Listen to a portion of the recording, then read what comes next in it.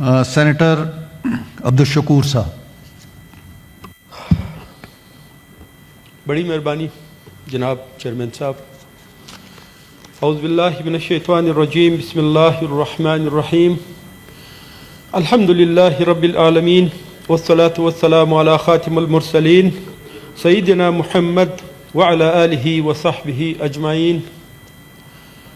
جناب چیئرمین صاحب، سب سے پہلے ایک کنفیوژن میرے دماغ میں ہے، وہ دور کرنا چاہتا ہوں. یہاں کا ماحول دیکھ کے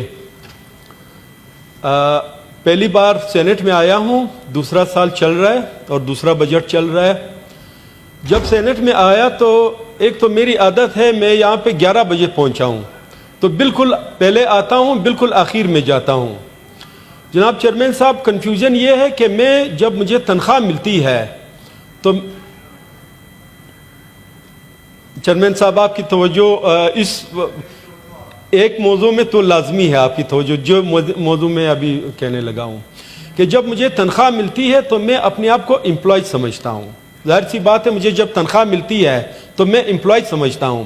لیکن یہاں پہ لوگوں کا برتاؤ دیکھ کے، جیسے میں ایوان دیکھ رہا ہوں، یہاں پہ میں سوچ رہا ہوں کہ شاید میں غلط ہوں.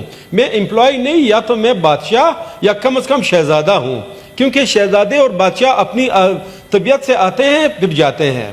یہاں پہ بالکل آپ دیکھ رہے، میرے خیال سے بہت ہی کم لوگ بیٹھے ہوئے ہیں. اس کا مطلب ہم امپلائی نہیں، ہم بادشاہ ہیں. تو کم از کم ہمیں تنخواہ چھوڑ دینی چاہیے. اگر آپ اپنے آپ کو شہزادی سمجھتے ہیں یا بادشاہ سمجھتے ہیں تو وہ تنخواہ چھوڑ کے پھر آپ کی عادت ہو، جب طبیعت ہو بیٹھے، جب طبیعت ہو نکالے. لیکن میں اپنے آپ کو امپلائی سمجھتا ہوں چونکہ میں تنخواہ لیتا ہوں اور میں تنخواہ چھوڑنے کو تیار نہیں ہوں. یہ ایک موضوع. دوسرا، میرے کچھ دوست یہاں پہ بیٹھے ہوئے تھے، ان میں سے ایک میرے دوست یہاں پہ بیٹھے ہوئے ان کی پارٹی کے ایک گزارش میں ان کے ساتھ کرنا چاہتا تھا. انہوں نے حکومت کا مذاق اڑانے کے لیے قرآنی آیات کا حوالہ دیا. واللہ خیر الرازقین انہوں نے کہا. تو میں ان سے گزارش کرتا ہوں کہ حکومت کا مذاق اڑاتے ہوئے یا تنقید اڑاتے ہوئے کم از کم مذاق کی حد تک قرآنی آیات کا حوالہ آپ نہ دیں. کوئی اور حوالے بہت زیادہ ہیں. ہماری ملک میں زبان جب دراز ہو، زبان چلتی ہے، تو قرآنی آیات کا حوالہ نہیں دینا چاہیے. میرے دوست نے مذاق اڑایا حکومت کا اور قرآنی آیات کا حوالہ دیا کہ واللہ خیر الرازقین، اور بھی آیات انہوں نے سنائی اس بارے میں. جناب چیئرمین صاحب، بجٹ سیشن چل رہا ہے. ایک اعتراض جب انہوں نے کہا کہ ڈالر 160 سے کیسے آگے گیا، تو جناب چیئرمین صاحب 2016 میں کیا ہوا، 2018 میں کیا ہوا، 2018 سے پھر 22 تک معیشت کی کیا درگت بنی. کیا یہ بہت پرانی تاریخ کی بات ہے یا ہم نے کسی کتابوں میں پڑھی ہے؟ نہ تو کتابوں میں پڑھی ہے، نہ یہ بہت پرانی بات ہے. 16 میں کیا ہوا، 18 میں کیسے الیکشن ہوئے، 18 سے 22 تک ملک کی کیا درگت بنی، تو یہ سارا کچھ ہم نے خود اپنی آنکھوں سے دیکھا ہے. تو زیادہ اعتراض نہیں اٹھانا چاہیے. بجٹ اجلاس میں ہمیں یہ چیز مد نظر رکھنی چاہیے کہ ملک کی حالت کیا ہے. اور ایک چیز جو مجھے لگ رہی ہے، میری پارٹی کی پالیسی کچھ بھی ہو، یہ میں ایک ذاتی طور پر ایک سینیٹر کی حیثیت سے، کہ کم از کم ابھی حالت تھوڑی سنبھل رہی ہے. جو میں ملک کو دیکھ رہا ہوں، قیمتوں کو بھی دیکھ رہا ہوں اور ملکی حالت کو بھی دیکھ رہا ہوں، اور دہشت گردی کا مسئلہ ہے بالکل. جناب چیئرمین صاحب، بجٹ کے حوالے سے میٹنگ ہے، تو بجٹ کے حوالے سے کچھ میری گزارشات ہے. اب زیادہ میں ایکسپرٹ اس میں نہیں ہوں، لیکن کچھ گزارشات میری ایسی ہے کہ فاٹا کے لیے فنڈز جب مرج ہو رہے تھے، ضلع فاٹا کے لیے 100 ارب روپے سالانہ کہے تھے، لیکن ابھی سننے میں آ رہا ہے کہ وہ 100 ارب روپے ابھی تک ان کو ملے نہیں ہے. اب ملنے چاہیے تھے، کوئی میرے خیال سے 800-900 ارب تک پہنچنے چاہیے تھے، وہ ابھی تک نہیں ملے. تو میری یہ گزارش ہوگی کہ فاٹا کے حال پہ رحم کیا جائے. وہ جن زدہ علاقہ ہے، اس پہ رحم کیا جائے اور اس کو اپنی رقم دی جائے. دوسری میری ایک سجیشن، بے نظیر انکم سپورٹ پروگرام. میں پراورٹی ایلیویشن کا کمیٹی کا ممبر بھی ہوں. مجھے آج تک سمجھ نہیں آئی کہ مجھے تو جہاں تک مجھے سمجھ ہے کہ یہ ملک کو، عوام کو بیکاری بنانے کے، خواتین کڑی ہوتی ہے، لوگ کڑے ہوتے ہیں اور 10-10, 15-15, 20-20 ہزار روپے اس کو ملتے ہیں. اور آپ یقین کریں انہوں نے کام کرنا چھوڑ دیا ہے. وہ کہتے ہیں کہ بس ہمیں 15,000 مل رہے ہیں، بس تو ہمارا گزارا اس سے ہو رہا ہے.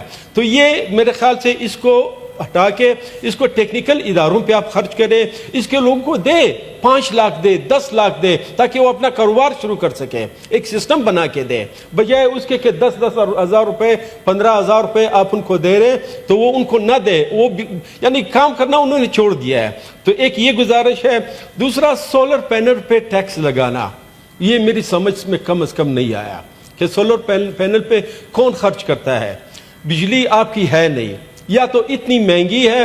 میرے اپنے گھر کے جو گھر گورنمنٹ نے مجھے دیا ہے پارلیمنٹ لاجز میں, اس کے 70-80 ہزار روپے بل آتا ہے. اس کے 3 AC لگے ہوئے ہیں, 70-80 ہزار روپے کا بل آتا ہے. میرے اپنے گھر کا 50 ہزار روپے بل آتا ہے. ٹھیک ہے, تو ان حالات میں آپ سولر کو بند کر کے یا سولر کو مہنگا کر کے کیا پیغام دے رہے ہیں؟ یہ کون کرتا ہے, کون خرچ کرتا ہے, کون سولر لگاتا ہے؟ یہ بالکل غریب لگاتے ہیں. تو یہ چیز بھی میرے سمجھ میں نہ آنے والی بات ہے کہ سولر پہ آپ نے ٹیکس کیسے لگائے. ویسے میں نے اپنی اپلیکیشن جمع کروا دی ہے, وہاں پہ جو سجیشن دیتے ہیں, جو ریکمنڈیشن دیتے ہیں, وہ ریکمنڈیشن میں جمع کروا دی ہے. تو یہ سولر پہ ذرا ٹیکس اگر یہ ہٹ جائے. اور دوسرا, ہائر ایجوکیشن کمیشن, میرے ایک دوست نے, میں نام بول رہا ہوں, اس کا فنڈز کم کرنا ایک بالکل غلط میسج ہے. ہائر ایجوکیشن کمیشن کا فنڈز بڑھنا چاہیے. اگر بڑھنے کی نوبت نہ ہو, اس کی اصلاحات یعنی صلاحیت نہ ہو, تو کم از کم وہی تو ہونی چاہیے. یہ ایک چیز ہے کہ ہائر ایجوکیشن کمیشن کا فنڈ یہ برابر ہونا چاہیے. اچھا, 2 مسئلے بجٹ سے ہٹ کے ابھی میں بات کرنے لگا ہوں. 2 مسئلے میرے امن و امان کے حوالے سے ہے. ایک خیبر پختونخوا کا واقعہ ہوا ہے اور ایک بلوچستان میں واقعہ ہوا ہے. خیبر پختونخوا میں جناب چیئرمین صاحب, کل چیئرمین صاحب نے آپ کو ایک خصوصی ہدایت بھی دی تھی کہ آپ اس پہ کام کریں.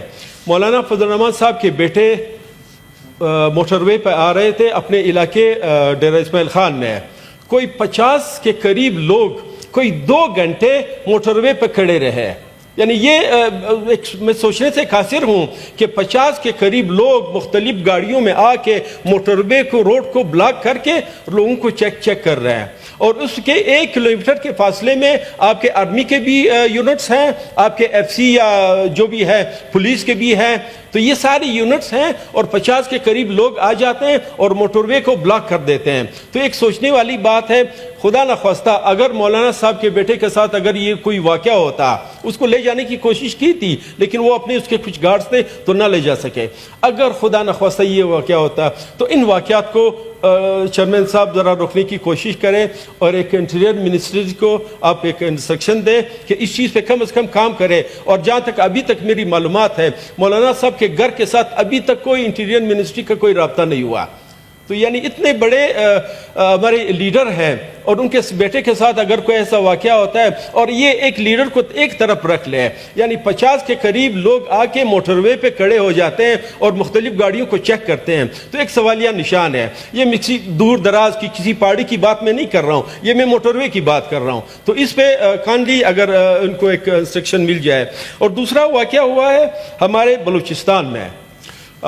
یہ واقعہ ہوا ہے چیئرمین صاحب 31 مئی کو لوگ آتے ہیں اور ایک بم بلاسٹ کے پہلے فائرنگ کرتے ہیں, پھر بم بلاسٹ کرتے ہیں. اس میں ہمارے 2 جوان سردار عبدالسلام خان بازئی اور سردار عبدالنافع خان بازئی, یہ ان پہ بم دھماکہ کرتے ہیں. اچھا, واقعہ کیا ہے, بم دھماکہ ہوا کیوں ہے؟ ایک تو عام بم دھماکے ہوتے ہیں, ٹھیک ہے بھائی, دہشت گردی ہے, دھماکے ہو رہے ہیں, ٹھیک ہے, اس سے تو زیادہ سوچنے کی بات نہیں, بس دھماکے ہو رہے ہیں.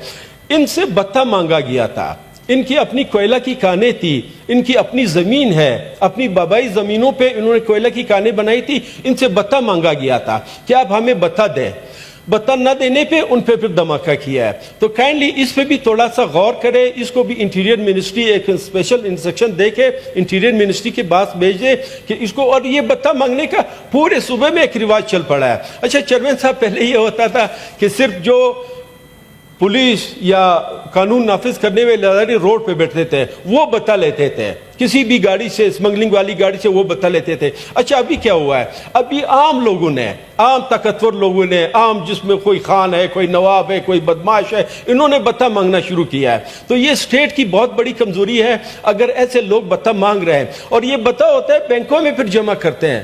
ایک عجیب سی وہ چل پڑی ہے کہ بینکوں میں جمع کرتے ہیں. تو کائنڈلی چیئرمین صاحب اس پہ ان دو چیزوں پہ دو واقعات پہ ایک ڈیرہ اسماعیل خان کے واقعے پہ ایک کوئٹہ پہ جو ہمارے سردار صاحبان پہ دھماکہ ہوا ہے یہ لوگ بتا لینے والوں کو بھی پتہ ہے ان کو کہ بتا کون مانگ رہے تھے. تو کائنڈلی یہ دو انسٹرکشن اگر آپ کی طرف سے انٹیریئر منسٹری کو چلی جائے بڑی مہربانی.